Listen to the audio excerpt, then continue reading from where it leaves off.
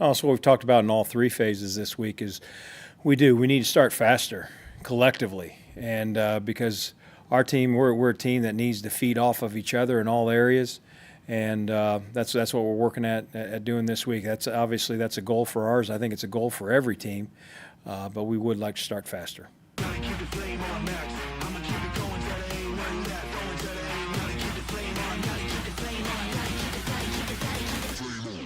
Hello, everybody, and welcome back to the Carolina Pro Football Report on ADSN1.com and 730 The Game. I'm Kevin Tolbert from Everbank Stadium here in frosty Jacksonville, Florida.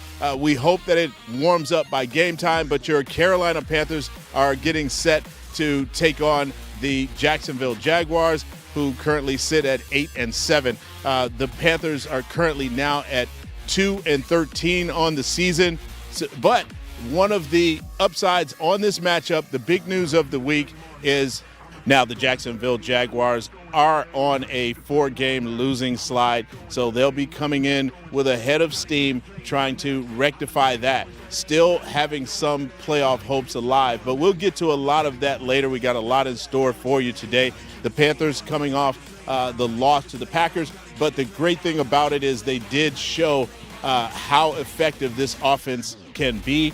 They just have to do that a little bit faster today. So that's one of the biggest concerns this week. We talked to Chris Tabor about it. You heard him in the open talk about them needing to get off to a fast start. So that's nothing new to the Panthers this year. Just hope that they can do it with the weaponry and what they've been able to establish with the offense so far over these last few games.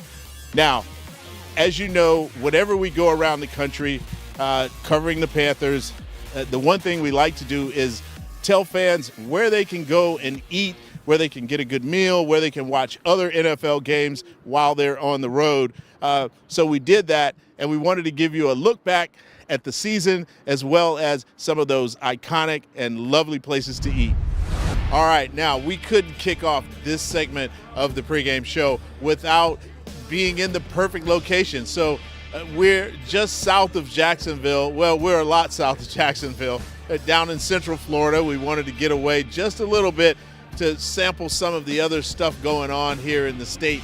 So we're here at Cocoa Beach area at Grills, Riverside, and Tiki Bar as we get started on this little tour of our food tour for the season. But you can't talk about the regular season without talking about training camp. We went to Spartanburg this year for what we now know was the final season with training camp in Spartanburg, but we were fortunate to find a local eatery that's been around for decades in Spartanburg that's been serving up good comfort food for a very long time. My name is Jerry Leon Wiggleton. I worked here for only 51 years. It's the only job I ever had. I like my job, but I love my customer. Call it! Welcome to the Beacon. My name is Karen Harwell. I'm one of the owner-operators here at the Beacon Drive-In. It started off in 1946 at another location up the street on West Main Street. In the early 70s, it was moved here, and this is the second building on this location. When it first came to this parking lot, it was on the sidewalk, and it was a walk-up only. You could walk up, and then in the early 70s, this was built, and people was actually able to come in and sit down. Y'all looking good in my neighborhood. We're going to eat here or to go? Here. JC called the orders for the Beacon Drive-In. When you walked in, JC greeted you, took your order, yelled it out. Nothing was ever written down. Let's call the orders out, and I just get tickled to death. I just be tickled to death. Come on, come on. Tell me what you want. Tell me what you want. Hey, give me a plain hash, slaw and sauce on the side. Hey, add a chili cheese, a plenty. Put the axe on it. Hey, add a small half and half, Mr. Rodney. I want that small half and half just like my wife. Hot. Hey, Mr. Boyd, give me a ham light on that mayonnaise. What you gonna have? Hey, add a small tater down there, cook. You made your way up to Mr. White. Well, Mr. White took your money, greeted you, and sent you on your way. We do burgers, chicken, barbecue, catfish, flounder, perch, shrimp, oysters, clams. You can choose anything from a burger with mayonnaise, lettuce, tomato, and onion to a barbecue hash sandwich with red sauce and red slaw, or some great fried chicken with coleslaw.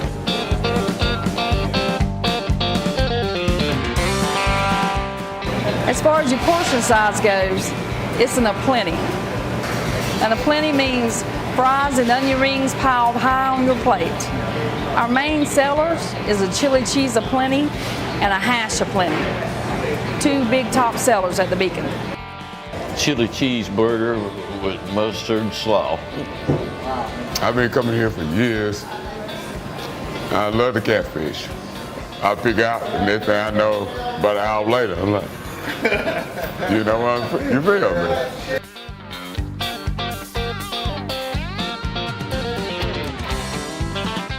I started in 1998 as a cashier.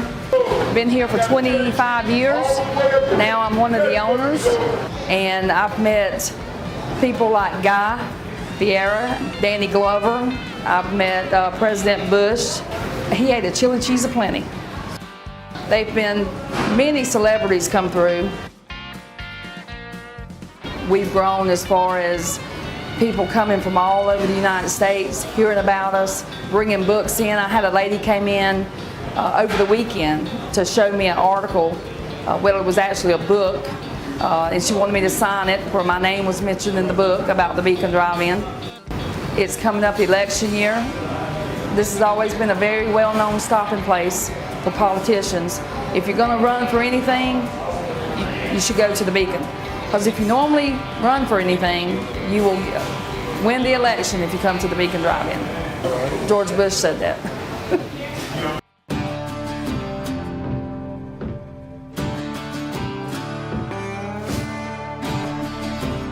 We think the Beacon is very important to the Spartanburg community. We just want to make sure that the Beacon's around for a long time. Sometimes I didn't have the money after a football game or something like that to eat. I just get a tea. He says, "Is that all you want?" I said, "Well, I don't have any more money." He said, "Tell me what you want," and he'd give it to me. So that's the Beacon Drive-In. Great history, great food at a great price. And if you're at the Panther camp, stop on in the Beacon. Call it! And the first game of the year was Carolina Panthers at the Atlanta Falcons. That's how they kicked off the season. A lot of expectations for Bryce Young, all the hype, all the circumstances. It was Bryce Young's sort of welcome to the NFL moment. So 2 interceptions on that game, but a very exciting outing for the young QB getting started in his career.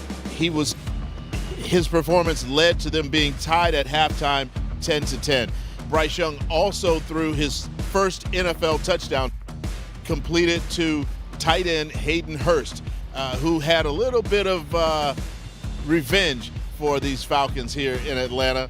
And Bryce finished the game 20 of 38 for 146 yards. Now, that's not the performance that most were looking for, but those 3 turnovers for the Panthers were very costly. They all, in fact, led to scores. The first 3-play, 17-yard drive, Ritter to Bijan Robinson. Then after the second interception, a cool 49-yard field goal for the Falcons. Then after a Miles Sanders fumble, this time it was Tyler Algier with the 3-yard run. But just as exciting was the food that we got to try out at the Busy Bee Cafe. 1947 by Lucy Jackson. She was a self-taught cook from Carrollton, but she had a desire to own her own business. The only business started doing segregation that still exists in its original location and still thrives and still receives worldwide notoriety for its food. They were late getting lunch ready one day, and they had a regular customer named Sonny. And Sonny says, you all are busy as bees in there. And he said, Miss Lucy held her head up and said, that's it, that's what I'm gonna call it, Busy Bee. My father purchased this restaurant in 1981. I came here in 1987 to help my father, who was ill and could no longer run the business. So I came in at the bottom, learned everything. They had an exceptional crew here. They pretty much laid the foundation for me, taught me everything about Southern cooking, the food, the seasons the vegetable goes through, and the consistency of serving a product like this, and that was the most important thing, the consistency of it. They always sold original Southern cooking. When I came in, I expanded the menu, and not only did I expand it, I actually looked at each individual item to see, hey, how can we make it better? So fried chicken was something that I knew.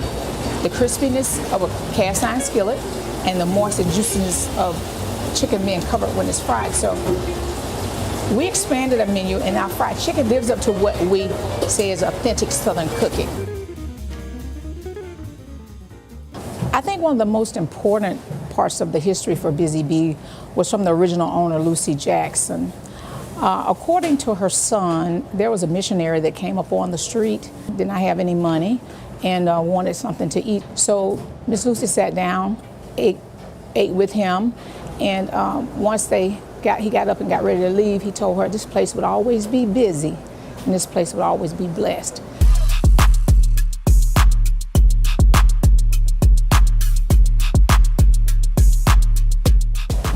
During my tenure here, I would feed Dr. Lowry, Tyrone Brooks, Jesse Jackson when he comes to town, Andrew Young when he comes to town.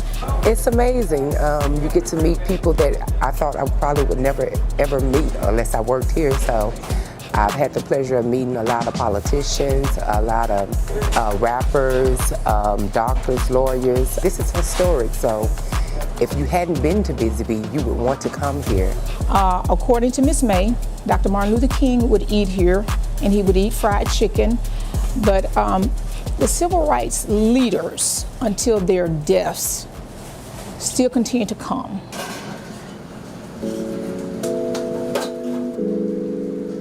Our collard greens would be the top vegetable. Our collard greens, macaroni and cheese, we use fresh collard greens. They're cooked slow. The candied yams and the macaroni and cheese are virtually on every plate. The first waitress that was here when I first came in 1981 was Miss Julia May Wardlaw. She worked for the original owner. She would have been, if Miss Lucy was the heart and the kitchen was the heart of Busy Bee, Miss May was the soul. She was known all over Atlanta for May at the Busy Bee. I still have the commitment to what she started of authentic Southern cooking, understanding the product we make and being able to deliver it consistently. Because people relate food to family, to things that are familiar with them. And you know, if a grandparent prepared it or an aunt prepared it, the love that goes in it, because it has to be slow. It's not something that you can cook fast. So we are south of Jacksonville, about an hour and a half south in the Cocoa Beach area at Grills, Riverside, and Tiki Bar. Now, for the second road game of the season, Bryce Young was not available due to an ankle injury. The Panthers fell to the Seattle Seahawks 37-27. Andy Dalton got the start, and it looked like the team was going to make their way to a win. A lot of success there, some deep passes that happened. DJ Chark, made his first steps at making big plays on the team. But because of penalties, including the 8 penalties against Ike Ekwonu in his second year, the Panthers dropped that one 37-27. But as you know, this segment is also about the food. So the winning food that we got to try out in Seattle was at Ray's Seafood. Welcome to Ray's Boathouse, celebrating 50 years here on Show Bay. Ray Lightenberger first moved here in 1939. It was mostly a boat rental place for fishermen. Ballard at the time was a quiet little fishing village, and now it's part of Seattle. And in 1973, the present owners purchased the property from Ray's and opened Ray's Boathouse as you know it today.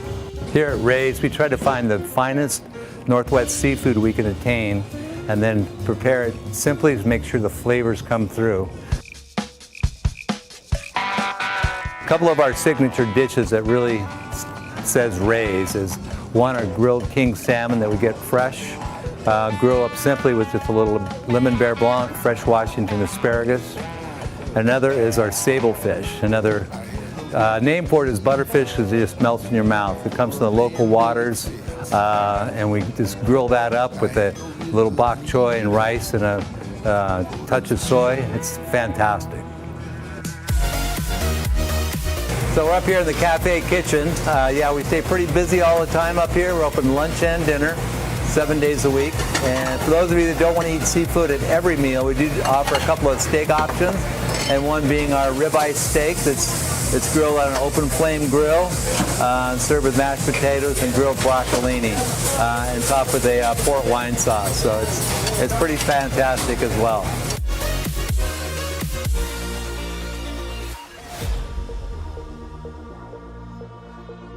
So this is our fish and chips. We use Alaskan true cod, just lightly panko breading, deep fried to a golden brown, served with our homemade tartar sauce, coleslaw, and ketchup.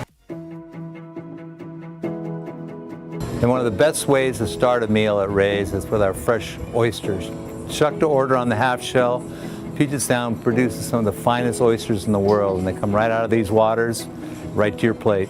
We also have the best clams, mussels, and also crab cakes that come right from the local waters.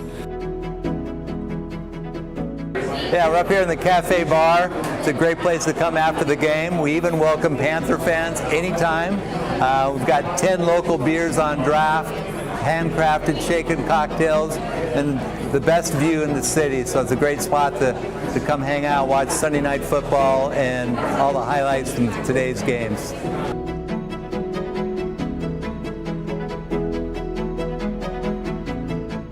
As you can see behind me, we've got a nice sized dining room with plenty of room for everyone, so come on down. Every seat's got a great view, plenty of room for everyone.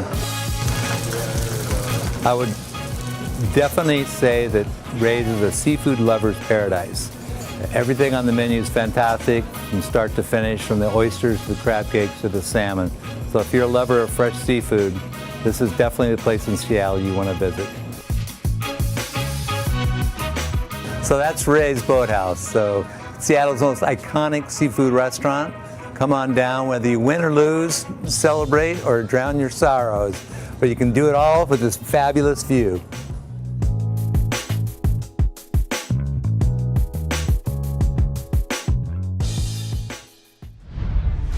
So some amazing options on the menu at Ray's Seafood.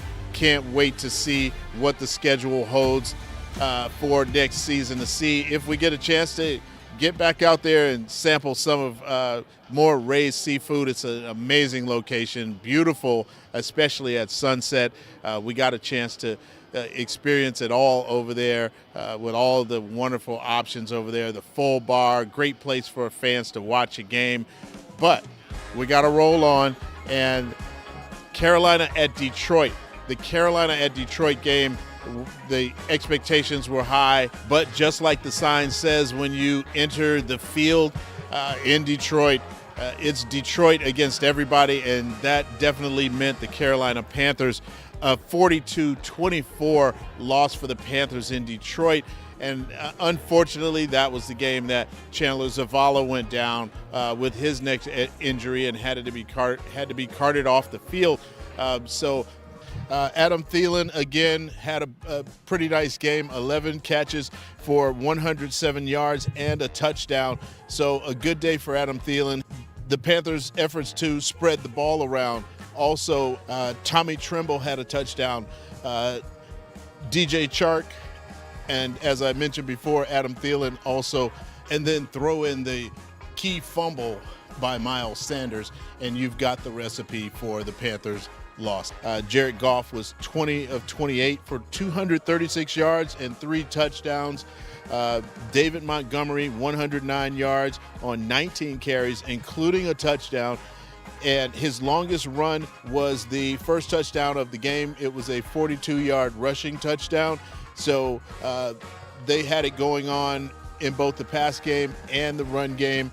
Josh Reynolds led the Lions receivers with 4 receptions, 76 yards, and a touchdown. And tight end Sam Laporta was the big winner on the Lions offense with 2 touchdown receptions. Didn't fare well as far as football, but food-wise, we were able to try out a wonderful place, American Coney Island. It's a staple in Detroit, has been for several decades now, many decades in the city. Next time you're there, you definitely have to go by and see our guy, Big Red. He's a comedian, but he took the time to give us a tour of American Coney Island. Everybody knows me as comedian Detroit Red, born and raised on the east side of Detroit. Today, I'm gonna tell you the real history. The historical, legendary American Coney Island. American Coney Island was started by Gus Caros, who was an immigrant from Greece, and he was on his way here to Detroit, Motor City, to get into the automotive industry. So when he got to Detroit, his dreams of getting into the automotive industry just didn't happen. So he then decided to open up his own little shoe shine and hot dog stand. Eventually got to a point where he could open the original part. The original American Coney Island was just this stretch from here to here. He had what was called a speakeasy, or what we say nowadays, an after hour, located in the basement.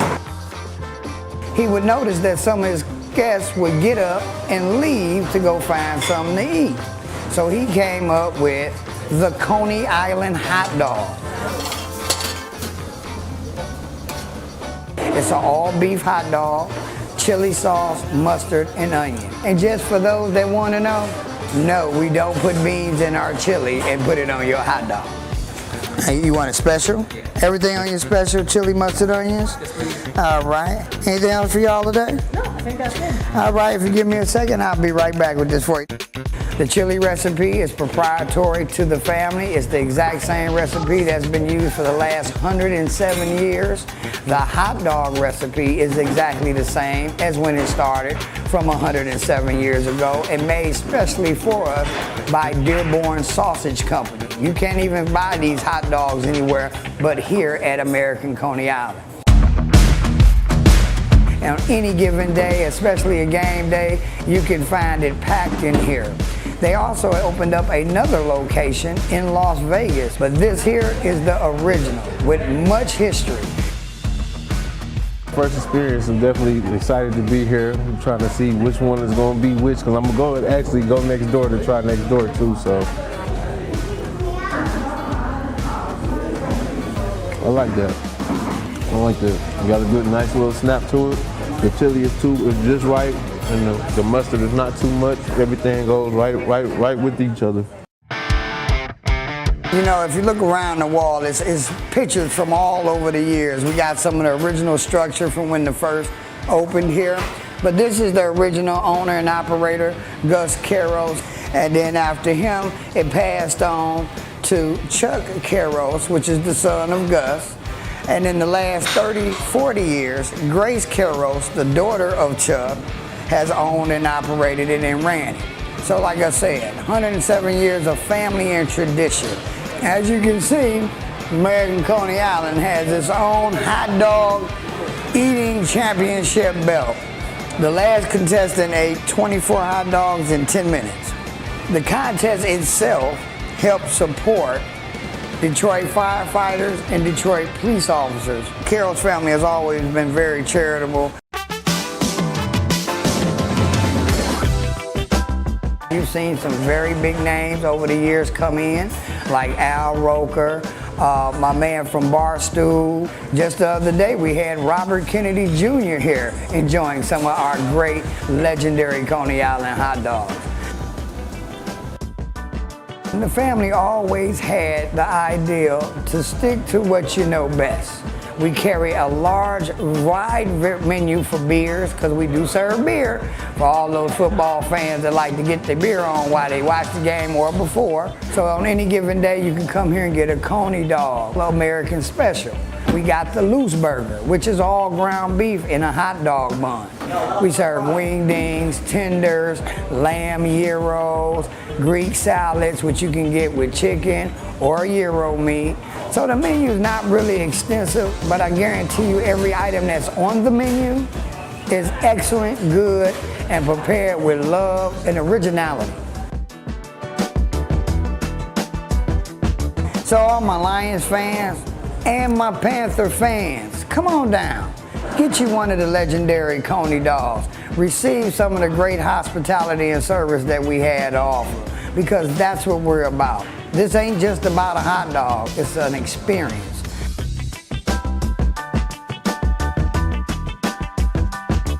Now, when the Panthers faced the Dolphins this year, everyone thought definitely an opportunity for the Panthers to slay the giant, but that did not end up being the case despite their fast start. One of the goals of the Panthers this year has been trying to get off to a fast start early in the game to try to force their opponents to play from behind, throw them off balance. Thought that would be the case with 2 scores in the first quarter for the Panthers, but Tyreek Hill and Mozart proved to be too much for the Carolina Panthers at that time to handle. Final score was 42-21, so they just ran out of answers, but that was a game where we saw some of the guys on the roster really start to make their mark. Tommy Tremble was very athletic and made some big plays in that game for the Panthers. So that was a great place. And it was so exciting that we forgot to even do our food on the road feature for that week, because we were just so excited about getting prepared to go to the game. But we still enjoyed a day at the beach. We'll show you some highlights from that later. Had a beach football game, but rolling on.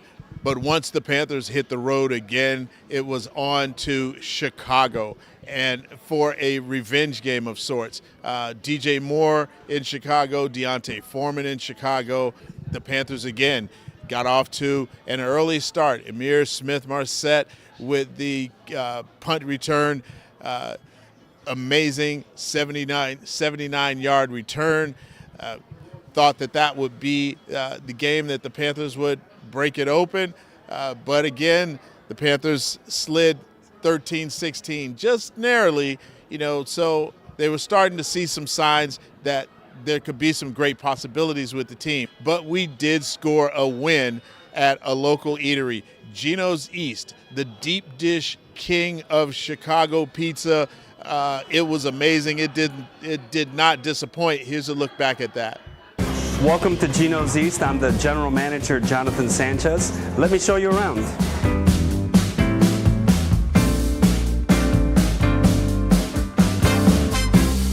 So this is the original location. We've been here since 1966. It actually got started by 2 taxi drivers. They found a woman by the name of Alice Mae Redmond.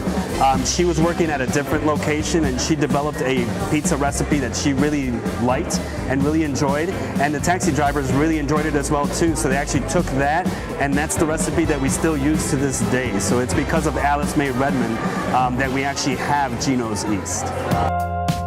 Used to be really dark and downstairs.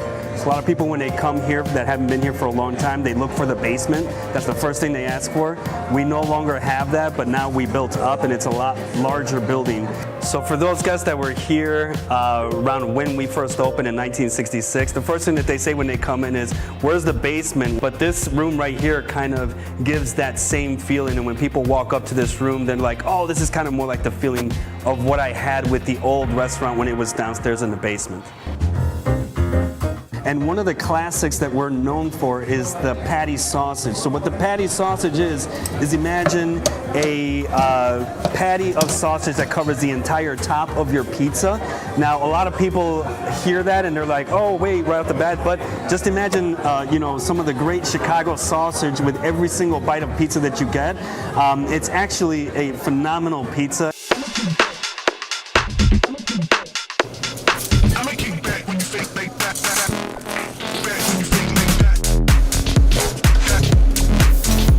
A lot of people know us for, they call it the cornmeal crust, but there's actually no cornmeal in the crust.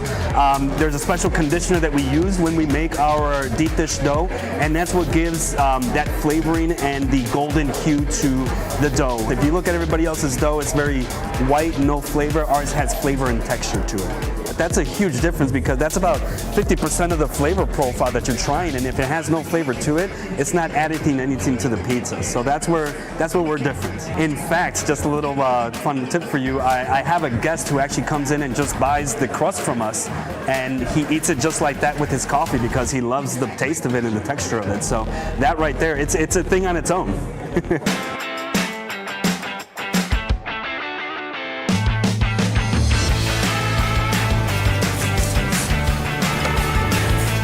Besides the deep dish pizza that you can get here that everybody's obviously known and world famous for, we also have our tavern thin crust pizza. We make our own mozzarella sticks in-house, and then we also carry Bona beef. So you can not only try the famous deep dish pizza, but also try the Italian beef. One of the things that really attracted me to the restaurant is its casual atmosphere. I mean, beer and pizza is already as casual as you can get, but then you add writing on the walls, and that just invites everybody to kind of come in and just have fun and be themselves. And that's one of the great things about the restaurant. People come back many years afterwards and they try to look of where their name is on the wall. So we try not to paint as many walls as we can as possible. When you go out of town, you want to try the beers from the area. And so we have beers that we make specifically for us that are made by Great Central Brewing, which is here in Chicago. And so that's another great reason for, to come over here. And what's better than beer and pizza?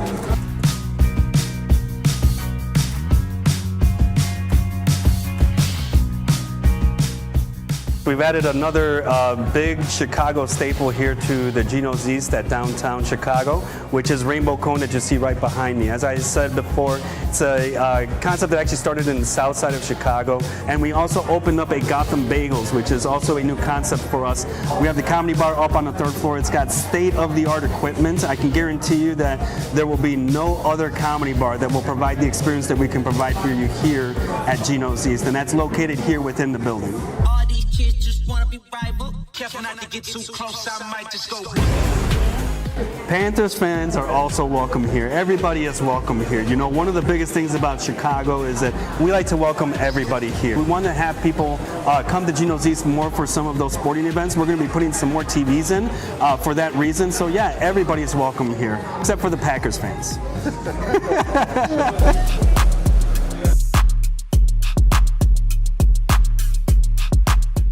So Jonathan, you've told me the story. Amazing place. Now it's time for the taste test to see if this is Gino's East. Is this the authentic, best deep dish pizza place in Chicago? So we'll, I think here it comes. Oh yeah, here it comes. We got our, and as you can see, George is getting a nice little cheese pull right there. Wow, look at that. Now that's the money says it all. right there. Oh, look at that. Oh. Oh my God. Oh my God. Panthers fans, if you're hungry before the game, after the game, make sure you stop by Gino's East. You will not regret it. So as we rolled on to week 12, the Panthers still holding out hope for their first road win as they travel to Tennessee. We rolled into Tennessee. We found this amazing place. We wanted to get that kicked off early before we start talking about that game, because unfortunately it was a disappointing loss, and also the unfortunate demise of head coach Frank Reich. But we did find Bringles Smoking Oasis, an amazing spot right in the heart of Nashville, with all the best flavors that you can think of as far as good old-fashioned brisket. Hey, I'm Kerry Bringle. I am the owner of Bringles Smoking Oasis and Peg Leg Porker. I was born and raised in Nashville, Tennessee, and so it's nice. We're a true independent. We're 100% family owned and operated, and we're about as Nashville as you can get. I'm a pit master. I've been cooking barbecue for over 35 years, and I opened the Peg Leg Porker restaurant 10 years ago, and it's been very successful, but it's all just real Tennessee barbecue. It's pork and chicken. And so when we wanted to expand, we chose to do a whole different concept, and that's what we did here with Bringles Smoking Oasis.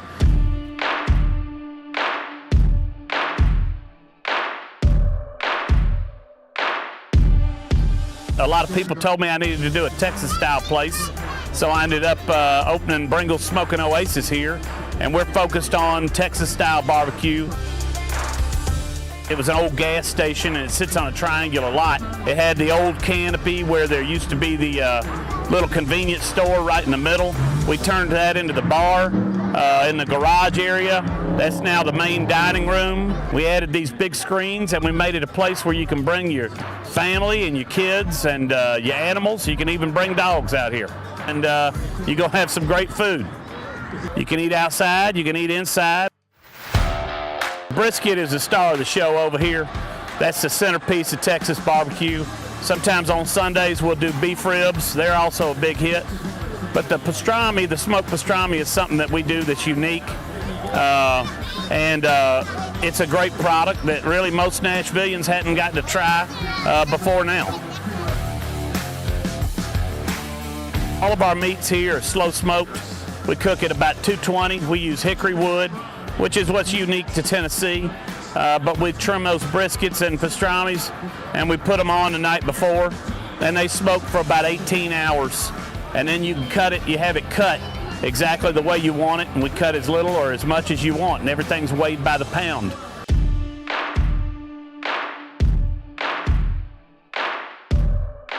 And usually when we have a big game, mainly the University of Tennessee football games, this place gets packed. It's a great venue, it's nice and airy, and we got the big screen TVs over here. It's always a great place to see a game. I think we have a total of around 18 to 20 TVs, but we have two 12.5 by 6.5 foot Jumbotrons that really make it fun to watch the games. Well, it's great for sports fans if you have kids, because you can come, you let them play in that little area, and then we get to sit down and watch the game and not have to worry about them. It's the best. I love Pringles. I'm here almost every weekend. The beer is great, the barbecue is great. I teach Pilates right across the street, so I can just walk right on over and hang out.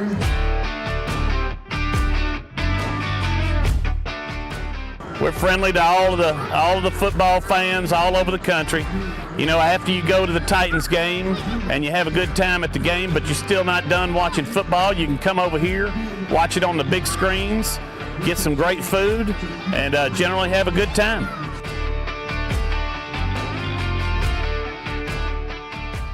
All right, so we've had a tour of Bringles Smoking Oasis, and oh my God, now we get to taste it. We get to see what this is all about. Oh man, mac and cheese bowl with chili.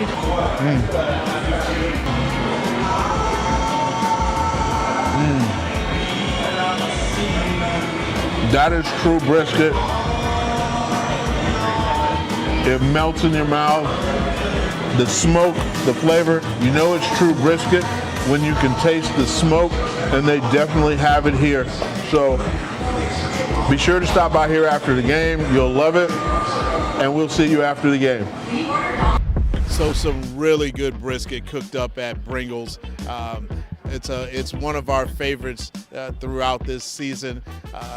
We all had a blast there. So the next time you're in Nashville, definitely stop by Bringles. You won't regret going there for barbecue. Now they have a lot of great restaurants in Nashville as well where you can watch the game, as are all of the places that we pick. They're always great spots, not just for the food, but also places where you can get the action when you're on the road. They're great places to visit. They're in safe areas. So we always do our due diligence to make sure that we're sending fans to places that they'll both love, be safe, and enjoy the game. So again, Bringles was great in Nashville, but unfortunately it didn't work out for the Panthers that week.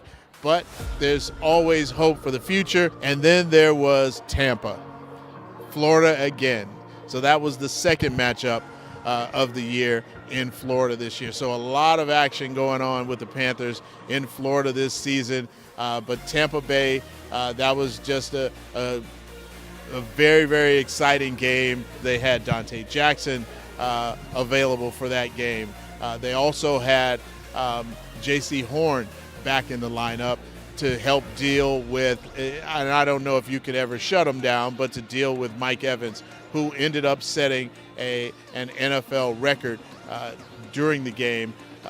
But they did play them tough. It was Chris Tabor's first game as interim head coach. So the team started to look a little bit different, and the Panthers came up just short in the 18-21 loss to Tampa Bay against former Panthers quarterback Baker Mayfield. But the biggest issue for that game, unfortunately, was the rain. It acted as a 12th man for the Tampa Bay Buccaneers. It definitely dumped on us, and we spent a couple of days trying to dry out. Now, as far as food goes, we didn't find a restaurant that was better than the one that we went to the first time, which was the Columbia restaurant in Ybor City down in Tampa. So if you're ever down there, make sure you stop by Ybor City, go by the Columbia, and tell them that ADSN sent you. They'll probably make you something really, really nice. But that's the amazing place to go to for food. Now, rolling on with our final road restaurant of the 2023 season is Two Jacks down in New Orleans, where the Panthers had their Week 14 matchup. Two Jacks actually began at 811 Decatur Street, about 4 blocks up.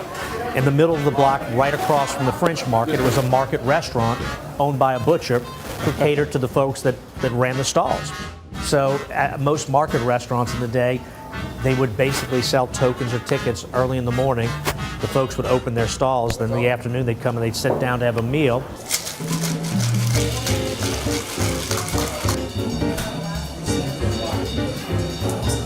There have been 3 owners, 3 buildings since 1856, so over 160 years we've kept it going strong.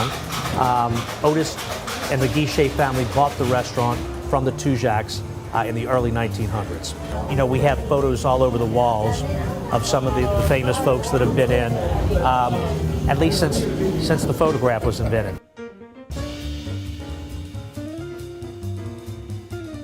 If you look up at the top of the walls above the mirrors, you'll see this tiny bottle collection. Steve Latter, who bought this from the Guichets for 40 years, when he held audience, one of his things that all of his customers knew him for was his collection of these miniature bottles. As I said, when we started out, we were kind of this little tiny place of literal mom and pop, where whatever was served that day was what everybody ate. We did just under 1,000 guests, say, for Christmas Day. And that's where we need to be, where we want to be. So we still do offer the table d'eau, because it is an historic part of what we are and what we do.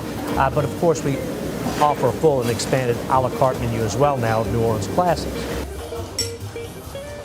The good thing is we've stayed in the same neighborhood. You know, if you look out of our door, off of our balcony, you can see the river boats on the river.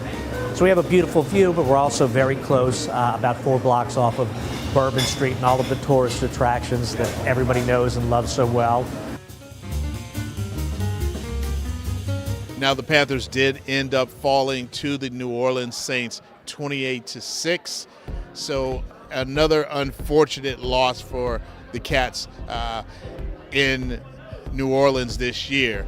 But, you know, there's always great food after games, you know, to celebrate either a win or comfort you in a loss. So we roll on. Now we are in Florida here in the Sunshine State for this Carolina Panthers versus the Jaguars matchup, and it is going to be amazing. So with that, back to the stadium for more on this week's game. So we hope you've enjoyed that segment and get back to some of those places, whether you're going to a game or not. But now let's dig into a little bit of the football. As we mentioned, Trevor Lawrence will not be starting today. He has been ruled out for today's matchup, still dealing with that shoulder injury. It is a right AC joint that has caused Trevor Lawrence to be ruled out today. So his backup QB, CJ Beathard, will step in as a backup today. This is his first start since coming over from the San Francisco 49ers. So we'll have to see what he has in store today. Hopefully the Panthers defense can keep him off balance. And the Jaguars have turned the ball over at least twice over the last 3 games. So this Panthers defense has really been ramping it up, creating turnovers. So this is one of the perfect opportunities, a perfect team for them to continue to exercise that part of the defense. And then he'll have Calvin Ridley, Christian Kirk. They're both averaging over 13 yards per catch. So that's something that the Carolina Panthers secondary will have to deal with. But as I said, with no Trevor Lawrence, probably will take some of the sting out of that for the Jacksonville Jaguars. That pass defense for the Carolina Panthers still ranked in the top 5. Now, J.C. Horn missed practice on Wednesday and Thursday with the toe. He's listed as questionable for today. So we'll have to see. We'll look at the inactives later on in the show. And that Panthers secondary will also be without Troy Hill. So Troy Hill, 49 tackles this season, a very pinnacle part of this defense, really likes to fly around the ball. So they'll be without him today. But one of the people that they will have is cornerback Dante Jackson. Dante Jackson having primarily a very healthy season this year, so something that he has struggled with in the past. He's now in his 6th year. We got to sit down with him, our NFL analyst and former Carolina Panther Colin Cole got a chance to sit down and figure out what Dante's all about and how he's dealing with the comeback. Got a chance to sit down with one of the Carolina Panthers cornerstones at cornerback, Mr. Dante Jackson. And thank you for having me. So what have been the biggest adjustments in the culture of this team from training camp to now, and what do you like most? Just the brotherhood, as I would say, that's the biggest thing that keeps me coming to work every day with a smile on my face and enthusiastic regardless of what's going on outside. The brotherhood is what makes a lot of, the hard times easier for real. How's your leadership with Cooley, with your growth and the impact this year has made? Relationship with Cooley, really good, man, really strong. Even though he know you're doing your own private film study, he gonna always try to just give you small little tidbits and small little notes to make sure that you at the top of your game on Sunday, play in and play out. And then again, we got D'Angelo Hall in the room with us too, and he's just been awesome because besides his savviness with his film study and his savviness about knowing and teaching you how to read receivers, he also been in the game and he's done it 14 years. So this is my 6th year and I've never had that before. I've never had a guy who's been in my shoes coaching me. You know what I'm saying? Not since college. He asking questions that we may miss, during meetings. He gonna ask that question that we all probably was thinking, but we probably couldn't get a chance to ask it. When you got a smart coach, that's a plus. But when you have a coach that has done it and has been in your shoes and who has won battles, who has lost battles, it gets no better than that. It gets no more real than that, more genuine than that, for real.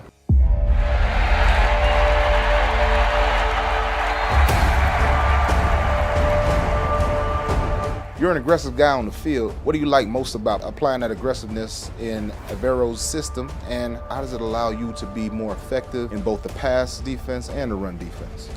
My first time getting on the field, able to actually do it, call plays, I'll do all that, was in training camp, So for me, I think it took me a little bit longer to really hone in and really understand what the system wanted from us. Once we all, I'm gonna say as a secondary and as a defense, once we all kind of made it our own thing and made it, some things that not just Coach E's defense or Cooley's defense or Coach Reich's defense. It was once we made it our defense, that's when it was guys are able to fly around, guys are able to do everything. You see Derek Brown taking off, you see Burns always been the play, he's been Frankie Louisville, getting JC back, so you see guys able to really take it into their own hands. As a leader in the locker room, how did you help the collective group stay locked in through the struggles the offense had while the defensive unit was a little bit further along?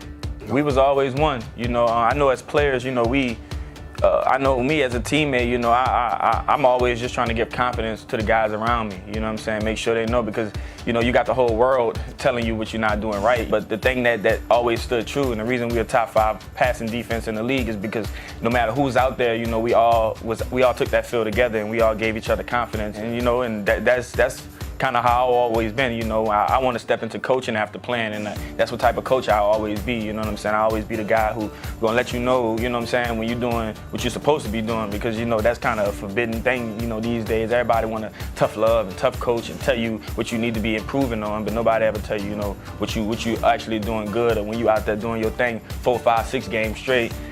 People kind of pass it off, but let you go mess up for 1 or 2 games or 1 or 2 plays. Everybody trying to let you know. So what was your greatest NFL memory so far? Probably week 3 my rookie year here against Cincinnati. Caught 2 interceptions as a rookie. Coming off the week before, I had caught my first interception of my career, and then the next week I ended up catching 2 here in front of fans for the second home game of the season. I think that was the game that kind of put Action Jackson on the map, and that kind of was the game that had people expecting me to make great plays. What was the best football advice you've ever gotten? Oh man, dang, that's a good question, man. I would say it probably would be, be on time and be attentive. When you talk about Cam, you talking about Thomas Davis, Luke Kuechly, Greg Olsen, those type guys, Ryan Khalil. I was able to actually see, that type of professional process up close and personal throughout a Wednesday, a Thursday, a Friday, a Saturday, a Sunday pregame, you know what I'm saying? And the biggest thing I would get from that is just being attentive.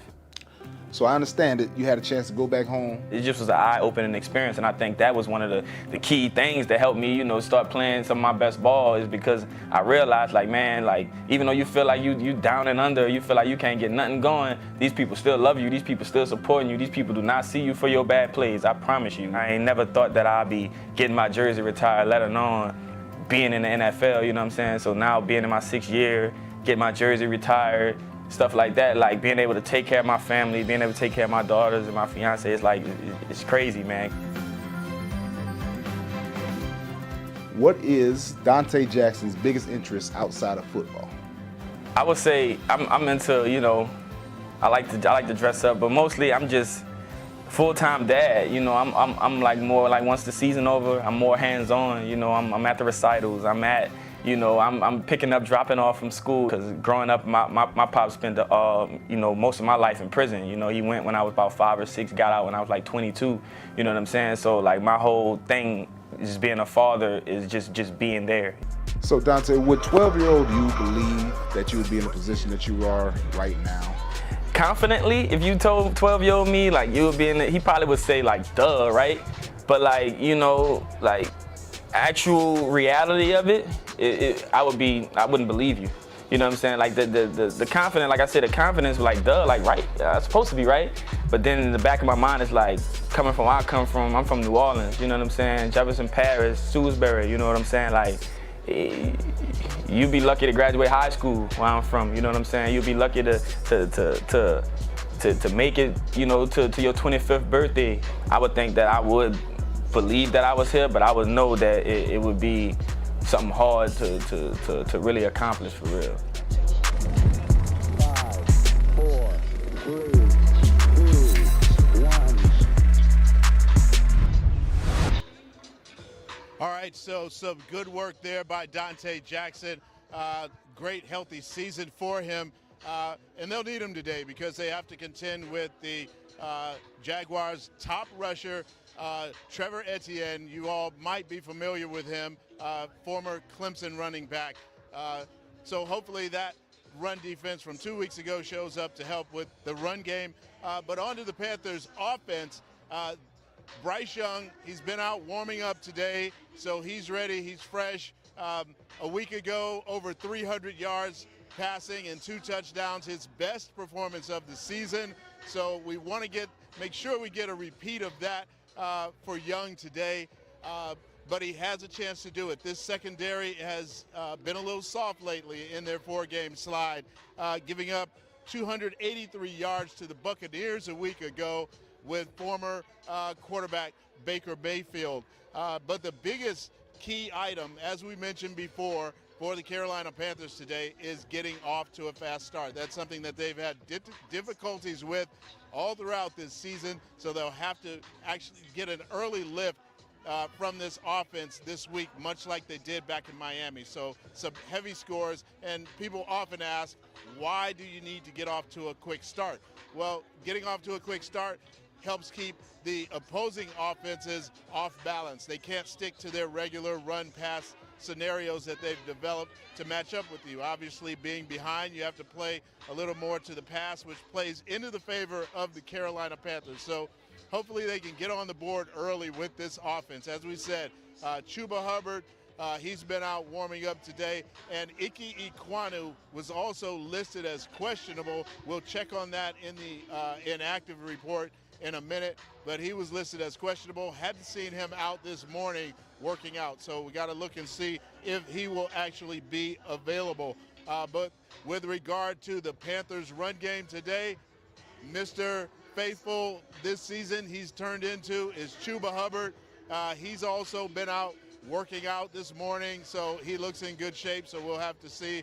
But he was limited in practice earlier in the week, but then fully participated on Friday, so we expect him to be in the game. But as I mentioned, he has been out on the field working out. We hear the fans. Bryce Young just going by, so we know he's a go today. And then there's the Panthers defense.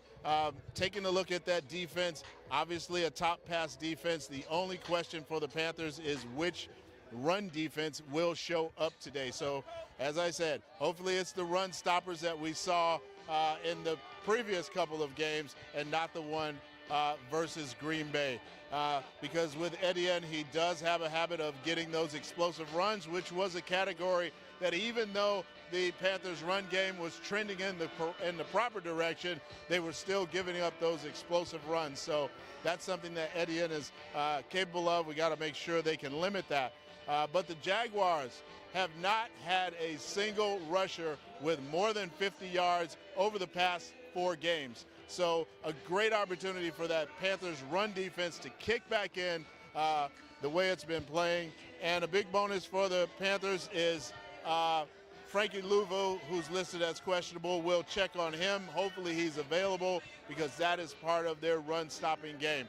And Derek Brown, obviously one of the top tacklers in the league as far as defensive linemen go. So a lot of great points. Derek Brown was also out today working out, so he looked good today. Didn't see any signs that he might not be a go. So we got to look at our keys to the game. It's ramping up out here, so lots of distractions out here right now. The fans are starting to pack in behind the camera, and a lot of Panthers fans are showing up. Keys to the game, fast start. As we mentioned, got to get that fast start on offense. It's something that they've had trouble with all year, only did it basically one time this year with a fast start on offense. So hopefully this will be the key to them getting their first win on the road with a fast start today. And then the defense creating turnovers. We've started to see that recently. Today, that'll play big to help get this win so that the Panthers can help be spoilers to the Jaguars, who still have playoff hopes. And then continue to spread the ball around. Did a great job of that last week despite the loss. Seeing DJ Chark, back making those big catches like we saw and anticipated he would do in training camp last year. So we've got a lot of amazing fans. David Tepper out today talking to the fans. So a lot of good energy out on the sidelines today for the Carolina Panthers. And so let's check our inactive list. So inactives today, cornerback Troy Hill is inactive. C.J. Henderson is also inactive. Offensive tackle Ricky Lee. Elm Manning, who just got here, has been ruled inactive for today. And wide receiver Michael Strawn, he's inactive. Terrace Marshall Jr., who's been inactive frequently recently. And then Chris Wormley. So those are your inactives for the Carolina Panthers today. But it looks like it's going to be a good matchup. The sun's out. David Tepper's been out here. So seems like everything's going great for these Cats today.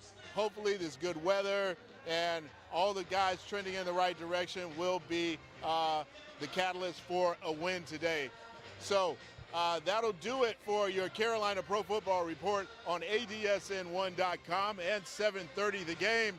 I'm Kevin Tolbert from Everbank Stadium here in Jacksonville, Florida, and we'll see you after the game. And don't forget to hit that subscribe button and be sure to log on post-game to get all the interviews and updates about today's game, plus more features and our recaps. So we'll see you after today's game.